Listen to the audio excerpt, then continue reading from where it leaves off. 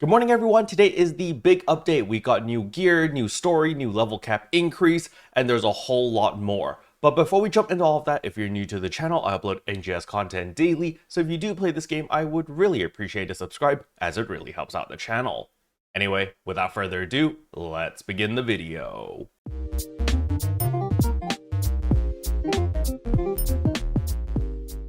So the very first thing I want to go over are, of course, the system updates. So there are some massive changes with the fighter. The TLDR is basically they made it a lot stronger. They buffed its damage across the board and allowed you to animation cancel a lot easier across all of the different weapons.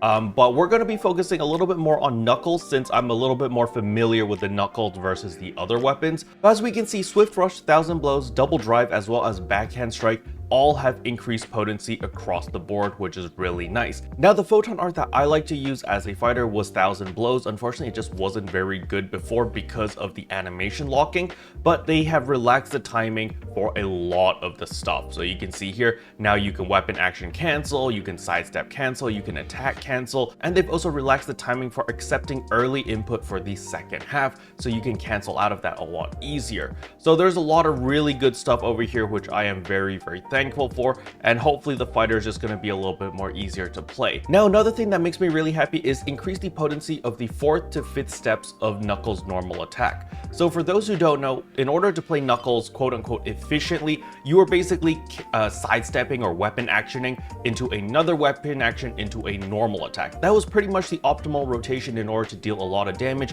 or at least that was what I was taught, and that's what I did when I was fighting Darkfall's Dalian. It was literally wait for him to try to hit me. Instead of countering, you use your weapon action to dodge, and then you push weapon action again to do a big punch, a lot of damage, and then you do your normal attack, which automatically jumps into your 4th/5th attack. And because they're increasing the potency over here, so you're going to be able to do even more damage, so that is really nice. Unfortunately, I don't see anything here regarding the weapon action, so there's no changes regarding that weapon action, which is a little bit unfortunate. I wish that felt a little bit more smoother. It's really good already, but you know, there's always room for improvement. I can always complain, but they did change Backhand Strike a little bit, which is really good because this had a lot of potential to deal a lot of damage. But as we can see here, adjustments have been made to increase the movement distance in the second half when activated from the first half. So that's a little bit nice, a little bit more movement. But the big one is right here, added omnidirectional guard points to the second half. This is a really big deal.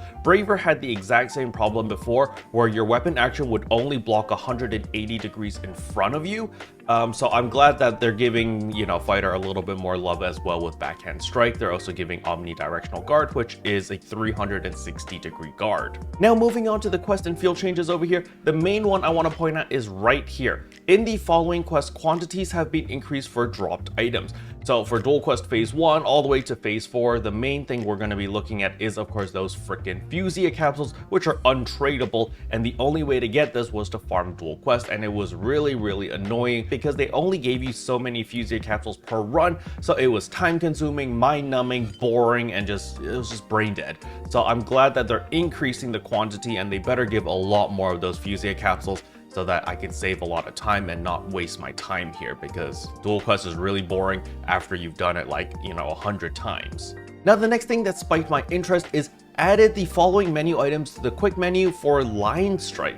Line Strike ranked battles as well as Line Strike unranked battle. So when I first read this, I was like, oh my god, did they just sneak in Line Strike? But unfortunately, that is not the case. As you can see right here, these menu items will not be available for use until Line Strike is released in a later update. Now, another quality of life change they have added over here is rarity of 11 stars or higher has been added to the rarity settings for item drop animations, weapons, and armors. So I can no longer get debated, because remember, the 10-star rarity animation is the same as the 11-star rarity animation, where it's that little yellow crystal and it makes a bring sound.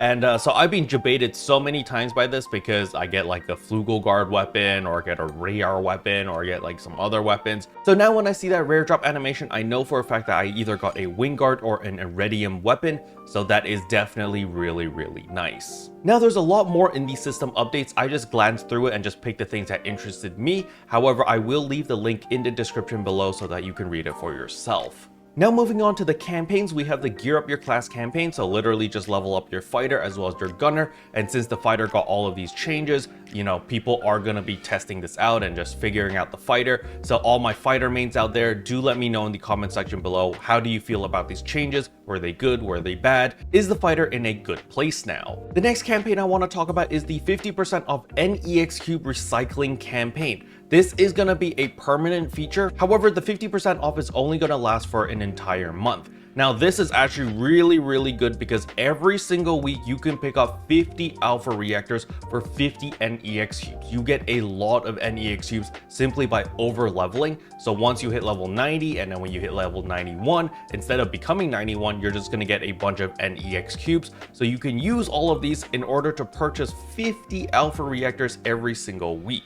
Now, it doesn't end there. You could also get 50 additional star gems every single week, as well as 5,000 Genesis points. So this is really nice. It gives us something to do with these NEX cubes. I literally have 30,000 NEX cubes. I don't even know what to do with them. So this is great for me. However, if you are a newer player and you don't have many EX cubes, don't worry, you will accumulate a metric butt ton of these later down the line. So don't stress over that. However, do understand that these prices are 50% off and they will only last for 1 month, and then after that month, then we will revert back to regular prices where it's basically doubled of everything. However, it's not too bad. 100 NEXUs for 50 alpha reactors, I would still take that deal. The star gems might feel a little bit hefty at 50 NEX cubes for 50 star gems, but I mean, it's, you know, it's star gems. You might as well do it anyway. The Genesis point one, I'm a little bit iffy about this. I don't really know if it's worth spending that much for 5,000 Genesis points, but you know, you do you. The next thing I want to talk about is the Argenkul weapons are out. You can no longer obtain the Argenkul weapons.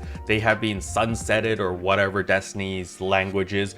But as we can see over here, we now have the Argenkul weapons. Yes, they're the cool version of the Argenkul weapons. So this is the new weapon that we're getting at level 65. So if you're a new player or you're leveling up a new class or you're leveling up a new character or whatever, you will get the Argenkul weapons instead of the Argenkul weapons once you hit level 65. Now, we don't know the stats of the Argenkul weapons yet, so we're gonna have to wait for the servers to go live and then we'll check it out and let people know whether they're good or not. And last but not least, we finally got some more information on the Augment Transfer and N-Augment Transfer passes.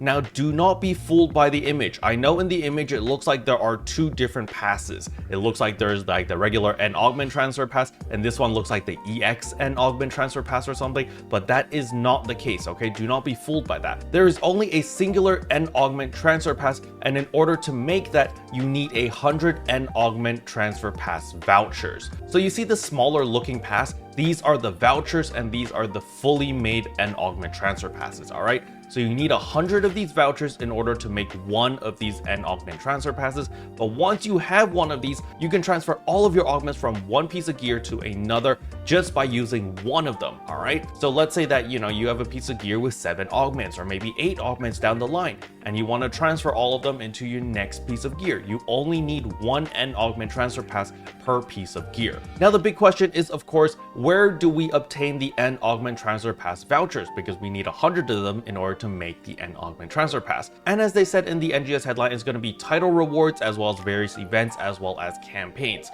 So I do not expect us to be able to transfer all of our augments on like day one, all right? Unless you farm really hard on the new titles, maybe you'll get enough to get 1 or 2 N-Augment Transfer passes. However, I believe that the majority of players are going to be able to get their Augment Transfer passes through seasonal events and other things like that. I think that's going to be just the natural way to obtain a bunch of these N-Augment Transfer passes. Maybe they'll put them in the event shop, as well as new titles, as well as limited time tasks. That's probably the natural way to obtain a bunch of these vouchers. Now, since it does cost 100 of these vouchers to make one of these N-Augment Transfer passes, I do believe that the vouchers are going to be relatively accessible. They're going to be showering you with a ton of these vouchers because you need so many of them in order to make one full N-Augment Transfer pass. But personally, I think this is better this way. You know, don't make it a super rare item.